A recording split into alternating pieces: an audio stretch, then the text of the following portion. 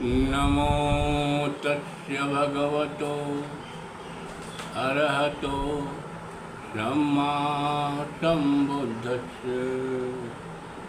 नमो तस्य भगवतो अरहतो सम्मा सम्बुद्धस्य। नमो तस्य भगवतो अरहतो सम्मा सम्बुद्धस्य। राजकुमार सिद्धार्थ जब नगर भ्रमण कर रहे थे तो उन्होंने मार्ग पर 4 अप्रिय दृश्य जैसे गरीबी से जूझता हुआ कृशकाय शरीर वाला व्यक्ति, बूढ़ा व्यक्ति, रोगग्रस्त मनुष्य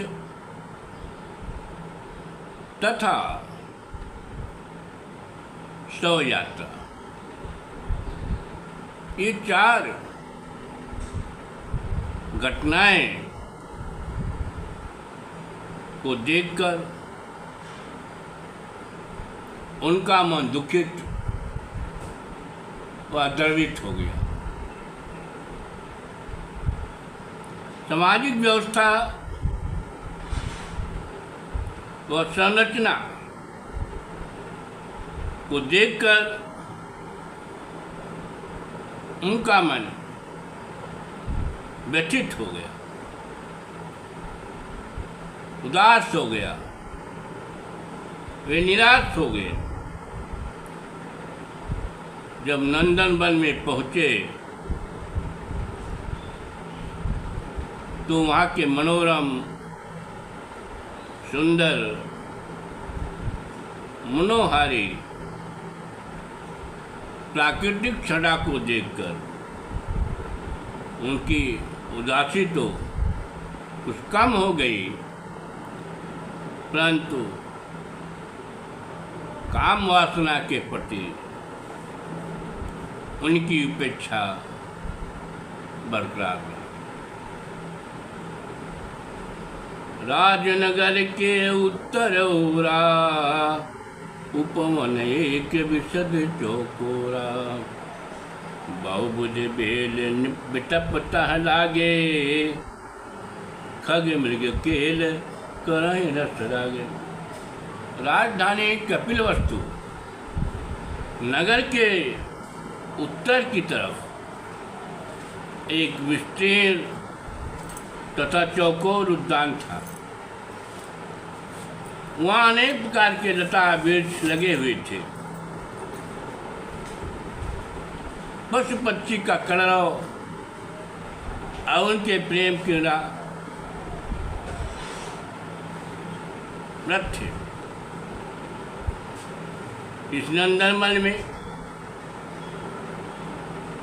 भोग विलास के सभी प्रकार के सुखभोग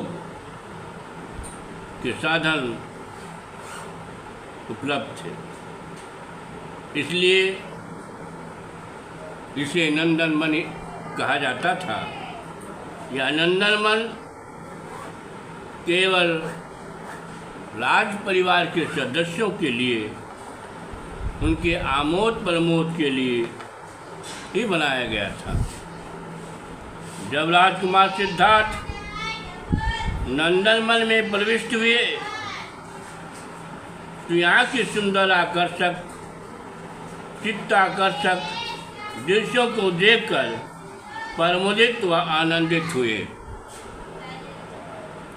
शीतल मंद मरद समीरे, सुंदर एक सरोवर तीरे। मंजुल बेल बितान बनावा, सो सब भात कुमार बाबा। नंदनवन में एक सुंदर जलाशय था जिसके किनारे मनोहर सुंदर लता मंडप बना हुआ था। संध्याकालीन शीतल मत तथा सुगंधित पवन बह रही थी। राजकुमार को यहाँ का वातावरण मोहक लगा, अच्छा लगा। वहाँ पर मंत्री उदय ने उनका आदर सत्कार किया तथा उनकी सेवा और मनोरंजन के लिए सुंदर बालाओं को लगा दिया था, जो नृत्य, गीत, काम, कलाओं में निपुण थे, जिन्होंने राजकुमार को चारों तरफ से घेर लिया तथा अपने काम, क्रीड़ाओं, भाव भंगिमाओं को प्रदर्शित कर उन्हें लुभाने लगे। पाई पुरुष रमणीय सब घेरहि ताप आय, छेड़ छाड़ लागी करन बार बधू ललचाए। रमणीय पुरुष को सामने पाकर नगर वधू ने उन्हें घेर लिया तथा लालसा से भरकर सिद्धार्थ गौतम को रिझाने लगे। वे अपनी भाव भंगिमाओं, काम कलाओं तथा अनेक प्रकार के अंग प्रदर्शनों के द्वारा राजकुमार सिद्धार्थ का मनोरंजन करने लगे, हास परिहास करने लगे। करि परिहास तिनहि कछु तोषु, भयउ न राजकुमार हिरोषु। तिनहि निहार दया बड़ियाई, इन्हें नागम देत दिखाई। हास परिहास करके नगर बधुओं को कुछ संतोष हुआ। राजकुमार ने उन पर क्रोध नहीं किया, बल्कि उन्हें देखकर उन पर दयालु हुए और इनको अपना भविष्य नहीं दिखाई दे रहा है, ऐसा वह सोचने लगा। रूप यौवन से गर्वित ये बालाएं ये नहीं समझती थीं कि वर्तमान का रूप ग्रह वृद्ध होने पर कुरूप हो जाएगा। कोटि कला करि तारणी, तिनहि न पाई तार। आनत नैन मलिन मुख, हार गई मन मार। सभी नगर वधुएं राजकुमार सिद्धार्थ को रिझाने के लिए आई थीं, परंतु कलाओं से उन्हें प्रभावित नहीं कर सकी। वे मान मारे अपनी आंखें नीची करके वहां से उदास होकर मंत्री उदय के पास गए और उनसे कहा कि राजकुमार को हमारे हाव भाव, प्रदर्शन, मधुर मनोहार की कला उनको अच्छी नहीं लग रही है। छेरिन केर परा नहीं जावे, स्वाद न नाचहु ना हर पावे। पाथर दूब जमा वही कोई, चाखहि आम बमुरही बोई। रेतहि पर लहे बर धीरू, जागहि अलग गेन बंजर हियो। बकरियों को तो प्राण निकले जा रहे हैं, पर शेर को जरा भी स्वाद नहीं मिल रहा है। चाहे कोई पत्थर पर दूब उगा दे, बबूल के बीज बोकर आम का फल चख ले, बालू को पीस कर घी निकाल ले, तब भी राजकुमार के बंजर हृदय में काम भाव उत्पन्न नहीं हो सकता है। तो मंत्री उदय ने राजकुमार के पास जाकर उन्हें समझाने का प्रयास किया कि ऋषि मुनि देव धनुज गंधर्वा, काम प्रभाव परावित सर्वा। परिहरि लोक लाज भय भरमु, कीन निषिद्ध समागम करबू। हे राजकुमार, इस संसार में ऋषि मुनि, देव, दानव, गंधर्व आप सभी काम के प्रभाव से प्रभावित होते रहे हैं। उन्होंने लोग लज्जा, भय, संदेह को परित्याग करके वर्जित संभोग कर्म तक किए थे। नहीं अकारज करत न सोचू, तुम ही सुकाज करत संकोचू। गणिकन संग विटारत रीति, तुम ही न दोष न लौकिक रीति। ऋषि मुनियों को अपने कर्म करने में भी संकोच नहीं हुआ, तुम तो शुभ कर्म करने में भी संकोच हो रहा है। गणिकाओं के साथ रत करने की परंपरा सब प्रकार से उचित है। ऐसा करने से न कोई दोष है न कोई लोभ भय है। मादक रूप मंदिर तरुणाए, कहूँ कुमार नाश कर दाई। जे थी रुचि हो ये भरहूँ भुज पासु, दलहूँ न काहूँ करहूँ सहवासु। हे राजकुमार, तुम्हें बहुत मादक रूप मिला है, तुम्हारी जवानी भी नशीली है। तुम ऐसी कायरता मत करो, जिसे तुम्हारी इच्छा हो उसे भुजाओं में भर लो, उससे सहवास करो, किसी से मत डरो। हे राजकुमार, यदि गणिकाओं के साथ रमण करने की इच्छा ना हो तो भी उनके साथ नीरस व्यवहार न करो। उनके साथ ऊपरी प्रेम पर रसन तो कर ही सकते हैं, चुम्बन ले सकते हैं, ललक कर भुजाओं में भर सकते हैं, मधुर मुस्कान के साथ उनसे रसीली बातें कर सकते हैं।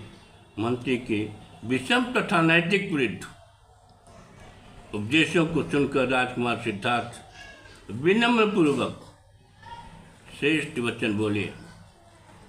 जहीं जस दृष्टि मिली जग माही, दिखत दूर निकट तसंताही। मैं ही मिली कुछ दृष्टि अधूरी, देखूं पास न लेखूं दूरी। हे मित्र, इस संसार में जिसे जैसी दृष्टि मिली उसे उसी प्रकार के दूर या पास तक दिखाई देता है।